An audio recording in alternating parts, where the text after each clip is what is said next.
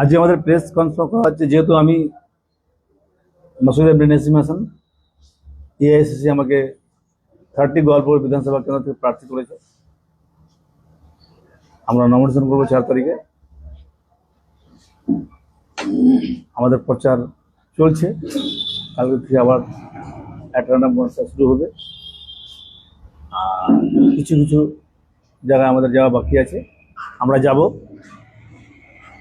আর আমাদের যে election stand গোয়ালপুকুরে, আমরা স্ট্রংলি অ্যাকশন লড়বো। আমরা কারোর সঙ্গে কোনো আপোষ করব না, ইলেকশনে আমরা লড়বো। যেহেতু আমাকে এআইসিসি প্রার্থী করেছে, আর টিএমসির বিরুদ্ধে আমাদের লড়াইটা 5 বছর ধরে চলছে। লড়াইটা আমরা লড়ছি। গত পঞ্চায়েত ইলেকশন আমরা ভোটের ট্রেন দেখিয়ে দিয়েছি। আমাদের 3টা জেলার পরিষদ আমরা পেয়ে গেছিলাম। আমাদের এই জেলা পরিষদটা গোলাম রসুল মুনি ছাপ্পা করে আমাদের ক্যান্ডিডেট ইরশাদ বাবুকে হারিয়ে দিয়েছিল, নাহলে ইরশাদ বাবু 20,000 ভোট জিতত। তখন ভোটের ট্রেনটা ছিল। পার্লামেন্টে আমরা ওই ট্রেনটা রেখেছি। আশা আছে আমার গোয়ালপুরের জনসাধারণের ভোটারদের উপর আমার দীর্ঘ বিশ্বাস, তারা ওই ট্রেনটাকে বাজিয়ে রেখে এবার কংগ্রেসে জিতাবে। যেহেতু একটা পরিবর্তনের হাওয়া চলতেছে, পরিবর্তন হবে, গোয়ালপুরে পরিবর্তন হবে। এই টিএমসির অত্যাচার, অন্যায়, কাটমানি, কিছু উন্নয়ন নাই, এসবকে লোক মাথায় নিয়েছে। মন্ত্রীর অত্যাচার, ওর ভাইয়ের অত্যাচার। আজকে গোয়ালপুরে এদের পিরিয়ডে অনেকগুলো মার্ডার হয়েছে, গুনতি করা যাবে না। এখানে জমি মাফিয়া দালালি আছে, জমি মাফিয়া তৈরি করেছে যারা এখানে পিআরআর অফিসে অনেকগুলো দালালকে বসিয়ে দিয়ে জমির ব্যাপারে অনেকগুলো ঝামেলা করছে, অনেক লোকের জমি কেড়ে নিয়েছে। উন্নয়ন বলে এখানে আমাদের কলেজ করতে পারলো না। যতক্ষণ মানে যেদিন থেকে ও এমএলএ ক্যান্ডিডেট দাঁড়াইছে টিল ডেট ও কলেজের প্রতিশ্রুতি দিয়ে আসছিল, কিন্তু মাঝখানে একবার দেখলাম ও ডিনাই করেছে সোশ্যাল মিডিয়াতে, আমি কলেজের কোনো প্রতিশ্রুতি দিই। ভাই, প্রতিশ্রুতি দাও আর না দাও, গোয়ালপুরের নিডস তো আছে। রাইট টু এডুকেশন অ্যাক্ট এবং সুপ্রিম কোর্টের ভার্ডিক্ট আছে যে কোনো ব্লক কলেজ লেস থাকবে না। এটাকে ও উজাগার করতে পারলো না, বিধানসভায় বলতে পারলো না। আমি আরেকটা বলবো, উনি যখন বিধানসভায় যায়, আমি আমার লাইফে আমি দেখলাম না যে বিধানসভায় উনি গোয়ালপুরের ব্যাপারে, গোয়ালপুরের যা নিডস সেটা ও প্রকাশ করেছে, বলেছে। আমি পারবো না। ইভিন কোনো ও নিজের প্যাডে চিঠি দেখাতে পারবে না যে আমি গোয়ালপুরের জন্য এই প্রস্তাবটা দিয়েছি, এটাও দেখাতে পারবে না। ওর যদি থাকে, ওর যদি ক্ষমতা থাকে, তাহলে ও দেখা গোয়ালপুরের মানুষকে আমি দিয়েছিলাম, হয়নি, এটাও আমরা বিচার বাণিজ্য করবো।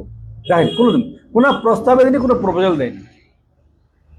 মহিলা কলেজ নেই এখানে, আপনাদের মান্ডি নেই কৃষকদের জন্য, কৃষকদের কোনো সুবিধা নেই, বেকারদের জন্য কোনো রোজগার নেই, কোনো এমপ্লয়মেন্ট নেই।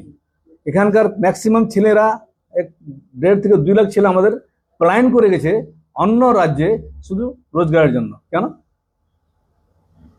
এটা উত্তর দিতে ওদেরকে। এখানে ওরা একটা ছোট ছোট স্কিম নিয়ে বলতেছে যে আমরা কাজ করতেছি। কি? লক্ষ্মী ভান্ডার। আমি বলতে চাই যে শুধু লক্ষ্মী ভান্ডার গোয়ালপুর বা পশ্চিমবাংলা নাই, লক্ষ্মী ভান্ডার চলে যাও তেলেঙ্গানা, আমাদের কংগ্রেসের রাজ্য গভর্নমেন্ট আছে। চলে যাও হিমাচল প্রদেশ, আমাদের কংগ্রেস গভর্নমেন্ট আছে। কর্ণাটকে আমাদের কংগ্রেস গভর্নমেন্ট আছে। ওখানে যাই দেখো লক্ষ্মী ভান্ডার আছে, উইডো স্কিম আছে, মহিলাদের জন্য 25,000 টাকা আছে। যদি ফিমেল বর্ন বেবি হয় ওদের জন্য 50,000 টাকা আছে। অনেক বাস ফ্রি আছে, সেলাই মেশিন সাপ্লাই ফ্রি দিচ্ছে। অনেক ফ্যাসিলিটি আমাদের মহিলাদের জন্য আমরা করেছি।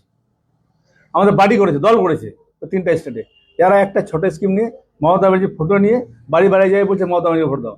এই মমতা ব্যানার্জিকে ভোট, মমতা নামে ভোট চেয়ে 2021-এ ওরা জিতে এই 5 বছর যা করলো তাণ্ডব, যা করলো অত্যাচার, এটা মানুষ জানে।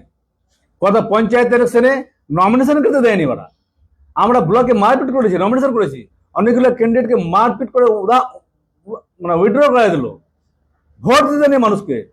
মানুষ গল্প করে, আমি বার্তা দেবো তোমাদের চ্যানেলের মাধ্যমে যে আপনারা যদি আগামী পঞ্চায়েত ইলেকশন সুস্থ পঞ্চায়েত গঠন করতে চান, বা আপনি দাঁড়াতে চান, বা আপনি ইলেকশন জিততে চান, তাহলে এই লোকগুলাকে হাঁটাতে হবে।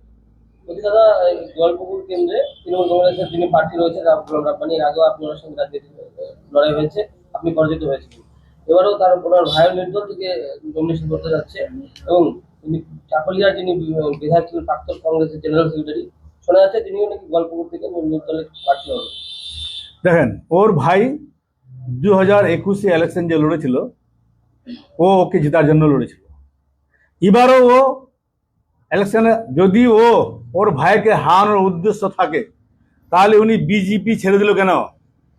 মানে ও ক্যান্ডিডেট হলে ওকে ভোট দিতে হবে, অন্যজন ক্যান্ডিডেট হলে অন্যজনকে ও ভোট দিবে না, তাহলে কি সব পুরো ফ্যামিলিটাকে আমরা ওখানে করে দেবো?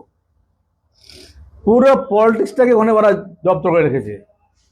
এক ভাই বিজেপি ছিল, এক ভাই কংগ্রেস, দু ভাই টিএমসি, ভাগনা আবার দুই দিকে, যারা পুরো পলিটিক্সটাকে নিজের বাড়িতে সীমিত করতে চায়। ও আজকে না বলছে যে নাসিমকে ভোট মত দাও, বিজেপিকে ভোট না দাও, এখানে একটা কথা বলছে না যে টিএমসিকে ভোট না দাও। কেন? ও তো সেকেন্ড রাব্বানি, একদম সেকেন্ড রাব্বানি। যদি এই কথা বলে থাকলো আমাদের প্রদেশ কংগ্রেসের জেনারেল সেক্রেটারি, সাধারণ সম্পাদক জনাব ভিক্টর সাহেব, উনি দাবি করেছিল আমি 2 সিটে দাঁড়াবো। এআইসিসি ফাইনাল করে দিয়েছে, উনি চাকুলিয়া গোয়ালপুকুরে আমাদেরকে করেছে। এখন ওনার ডিসিশন উনি নিবে, দল বুঝবে, এআইসিসি বুঝবে, কি করবে না করবে ওটা ওদের ব্যাপার। তবে উনি প্রচার চালাচ্ছে উইদাউট ফ্ল্যাগ, এটা আমাদের এআইসিসি নজরে আছে, পিসিসি নজরে আছে। মূলত আপনার লড়াইটা এবার কোন দলের সাথে, বিজেপি না তৃণমূল? আমাদের লড়াই কারোর সঙ্গে, আমরা টপ র্যাঙ্কে আছি, আমাদের লড়াই কারোর সঙ্গে না। এবার লড়াই হবে না আমাদের সঙ্গে, দেখো তুমি যেন কন্ডিশন দেখো লড়াই। মানুষ এখানকার যা ক্ষিপ্ত আছে, মানুষ এবার প্রকাশ করবে। পঞ্চায়েত ইলেকশন লড়তে নেই, এখন ওরা সবাইকে এক জায়গায় করে নিয়েছে, এই ক্ষোভটা ওখানে প্রকাশ হবে, বাস্ট হবে। তুমি দেখে নিবা 23 তারিখ আগে বাস্ট হবে। টিএমসির ভিতরে কতটা ক্ষোভ আছে এটা ওরা জানে না। প্রচার কবে থেকে শুরু হবে? প্রচার আমার চলছে, কালকে আমাদের এই জেলা পরিষদের একটা প্রচার হবে, ফ্রাইডে একটু ছোট করে হবে, স্যাটারডে নমিনেশন হবে, তারপরে একটা র্যান্ডম প্রচার শুরু হবে। বলছি দাদা যে আপনি তো কংগ্রেস করেন, কখনো দেখা যায় ভিক্টরের টিমে আপনি, কখনো দেখা যায় নাসিমের টিমে। যেহেতু ভিক্টর দা এই গোয়ালপুকুর বিধানসভা নির্দল থেকে প্রার্থী হতে যাচ্ছেন, আপনার জায়গাটা কোথায়? देखिए, हम कांग्रेस पार्टी करते हैं। कांग्रेस पार्टी में जो लोग भी है सब हमारे नेता है, सब हमारे दोस्त बंधु है। नसीम साहब हमारे कांग्रेस के ब्लॉक प्रेसिडेंट है, उनको जितना सम्मान देने का हम देते हैं। अली इमरान रम्स और विक्टर भाई हमारे स्टेट के जनरल सेक्रेटरी है, उनको जितना सम्मान देने का हम देते हैं। अब रही बात कि विक्टर भाई दोनों सीट का डिमांड क्या था, एआईसीसी, पीसीसी, यहाँ तक कि मैं भी चाह रहा था कि भाई विक्टर साहब हो या नसीम साहब हो, ये लोग ऊपर लेवल से जो टिकट लेके आएंगे, जो रिपोर्ट गया है उस हिसाब से हम लोग उनके साथ खड़े रहेंगे। विक्टर भाई के बहुत सारा प्रोग्राम में मैं गया और हर जगह जो है बोला भी हूँ। तो अब टिकट विक्टर भाई को जो है चाकोलिया दे दिया और नसीम साहब को ग्वालपोखर में दे दिया। तो क्योंकि मैं पार्टी करता हूँ तो पार्टी के साथ मैं रहूंगा। कुछ दोस्त मुझे फोन किया था कि इरशाद भाई चेयरमैन साहब विक्टर साहब को टिकट नहीं मिला तो अब कैसे क्या होगा, तो आप क्या करेंगे? तो मैंने कहा कि नसीम साहब को दिया है कांग्रेस का सिंबल देकर, उसको बीजेपी का सिंबल नहीं दिया, टीएमसी का सिंबल नहीं दिया है। किसका दिया है? कांग्रेस का दिया है। जब कांग्रेस का दिया है तो हम कांग्रेस करते हैं तो कांग्रेस पार्टी में रहना पड़ेगा, कांग्रेस के लिए खटना पड़ेगा। अगर आप लोग बोलते हैं कि आप कांग्रेस का साथ मत रहिए तो बोलिए कि अगर मुझे बीजेपी ज्वाइन करने बोल रहे हैं तो पब्लिक के डिमांड से मैं बीजेपी ज्वाइन करूंगा। अगर टीएमसी ज्वाइन करने बोल रहे तो मैं टीएमसी, पब्लिक मुझे जो खड़ा करने बोलेगी, जहां रहने बोलेगी, हम उनके साथ रहेंगे। पब्लिक ही मुझे बोला था कि आप कांग्रेस के साथ रहिए, कांग्रेस हक और हकूक की लड़ाई लड़ रहा है, ऊपर राहुल गांधी, नीचे हमारे तमाम नेता विक्टर भाई, नसीम साहब, हम लोग तमाम लोग लड़ रहे हैं। तो अभी जब कांग्रेस पार्टी नसीम साहब पर भरोसा जताई है इस बार, अगले बार भी जताई थी क्योंकि अगले बार एनआरसी का मामला था, तो हर जगह जो है हर सीट में वोट परसेंटेज बहुत ही कम मिला सबको। तो उसी हिसाब से इस बार उम्मीद करते हैं कि कांग्रेस का पार्टी मिलकर इंशाल्लाह हम लोग नसीम साहब को जिताने का काम करेंगे। क्योंकि नसीम साहब, बहुत लोग बोलते हैं कि वो निकलते नहीं है। खुद जब यहाँ मर्डर मदीना चौक हुआ उस वक्त भी नसीम साहब मेरे साथ थे, हम भी उनके साथ थे। किचकटला मर्डर हुआ वहां पे भी उनके साथ थे, वो भी थे। तो ये इंटरनली एक्सटर्नली मीडिया में नहीं आते हैं, लेकिन वो हर प्रोग्राम में ज्यादातर जाते हैं। वो क्योंकि एक उम्र हो गया है तो सोशल मीडिया ज्यादातर यूज नहीं करते हैं, जिसकी वजह से लोग ज्यादा नहीं दिखाई पाते हैं। लेकिन इंशाल्लाह उम्मीद है कि वो डटे हुए हैं अब नसीम साहब जो है पहले चेयरमैन रहा, चेयरमैन का पद से लात मारा। टीएमसी में अगर रहता तो टीएमसी में मंत्री के बाद अगर कोई लाभ में रहता तो नसीम साहब रहता, लेकिन उस लाभ को, उस लोभी को लात मार के वो आज कांग्रेस पार्टी में आया उस वक्त। तो ये भी सोचने की बात है, ये भी सोचने का दरकार है। इसीलिए हम लोगों को चाहिए कि मिलजुल कर बात जो है हम लोग सब लोग खटेंगे और कांग्रेस पार्टी को मजबूत करेंगे। और यहाँ से पार्टी इंशाल्लाह, उम्मीद है कि विक्टर भाई का भी हवा वहां चाकुलिया में बहुत अच्छा है। विक्टर भाई हमारे कंफर्म जीत रहे हैं, यहाँ से भी हम लोग जीत रहे हैं, मोहितदा का भी सीट भी जीत रहे हैं, यानी हर जगह से जीतने का कांग्रेस का संभावना है और कांग्रेस पार्टी जीतेगी। और बहुत जल्द नसीम साहब और हमारे पूरे ग्वालपोहर के जितने लोग भी कांग्रेस से प्यार करते हैं, कांग्रेस का सिंबल जिसको जो मानते हैं, बहुत जल्द जो लोग रूठे हुए हैं, जो नाराज है, चाहे विक्टर भाई हो या हमारे मौलाना नूर इस्लाम साहब हो, सब लोगों के पास इंशाल्लाह बहुत जल्द हम लोग तमाम लोग पहुंचेंगे कि इंशाल्लाह मिलजुल कर अगर लड़े तो कुछ भी हो सकता है। अगर माइंड सेटअप हम लोग कर ले कि इससे नहीं होगा तो फिर वही सेटअप रह जाएगा कि इससे नहीं होगा, उससे नहीं होगा। हर एक आदमी बोल रहा है इससे नहीं होगा, तो वो माइंड में सेटअप किए हैं। अगर हम लोग बोले कि इससे होगा तो होगा। देखिए बीजेपी का कैंडिडेट गुलाम सरवर भाई थे, कितना मेहनत किया, लेकिन उनको पार्टी जो है, वो अच्छा लीडर है, मैं मानता हूं उनको अच्छा लीडर, लेकिन उनको कहीं ना कहीं बीजेपी पार्टी टिकट नहीं दिया। आज निर्दल से आया है, सबका अधिकार है, निर्दल से आ ही सकता है। मेरे लिए भी बहुत सारे दोस्त ने बोला कि निर्दल प्रार्थी आप खड़ा हो रहे हैं, तो निर्दल प्रार्थी देखिए मैं नहीं खड़ा होऊंगा, मैं पार्टी के साथ हूं, क्योंकि बहुत सारे लोगों ने कहा कि अब निर्दल खड़ा होइए।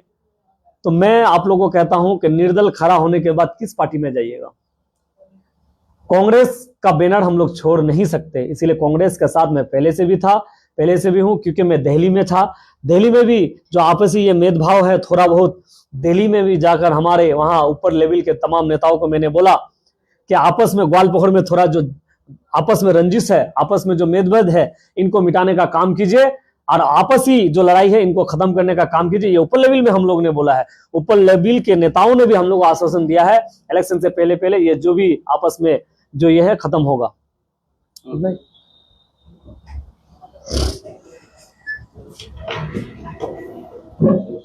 ठीक है, बोलिए जो बोलेंगे।